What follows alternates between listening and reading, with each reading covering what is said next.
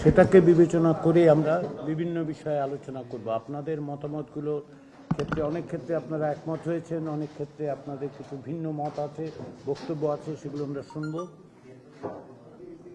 আমরা মনে করি যে আলাপ আলোচনার মধ্য দিয়ে আমরা একটা জাতীয় ঐক্যমত্য তৈরি করতে পারব। তারই অংশ হিসেবে আপনারা এসছেন এবং অত্যন্ত স্বল্প সময়ের মধ্যেই আমরা কাজ শুরু করেছি। এই অর্থে যে খুব দীর্ঘ সময় দেওয়া যায়নি আপনাদেরকে, কিন্তু আপনারা আন্তরিকভাবে যেই মতামতগুলো জানিয়েছেন সেই মতামতগুলোর ভিত্তিতেই আমরা আলোচনাটা শুরু করব এবং আমরা আশা করি যে আলোচনা শুধু আপনাদের সঙ্গে না, অন্যান্য রাজনৈতিক দলের সঙ্গে আলোচনা অব্যাহত থাকবে এবং তার মধ্য দিয়ে আমরা এক জায়গায় আসতে পারবো স্বল্পতম সময়ের মধ্য দিয়ে।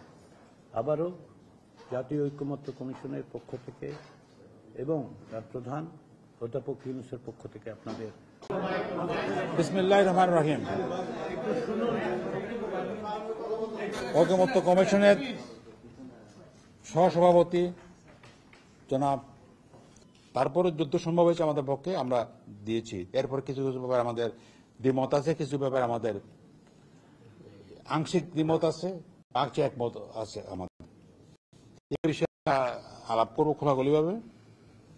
আমরা আশা করি যে এই আলোচনার মাধ্যমে এবং আমাদের সহ রাজনৈতিক দল আলোচনার মাধ্যমে একটা ঐক্যমত পৌঁছতে পারবো। আমরা আশা করছি এক ঐক্যমত আছে, এগুলো আলোচনা করে আমরা একটা জায়গায় পৌঁছতে পারবো এবং দেশের জন্য, জাতির জন্য আগামীতে এইগুলো একটা মাইল ফলক হিসেবে কাজ করবে।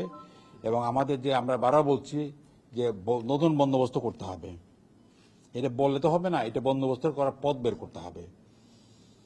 এবং আমরা মনে করি খোলামেলা আলোচনা করে দেশকে সামনে রেখে, জনগণের সেন্টিমেন্টের সামনে রেখে, জাতীয় প্রয়োজনকে সামনে রেখে, যুগের প্রয়োজন সামনে রেখে আমরা এই সমস্ত সমাধান করতে পারবো।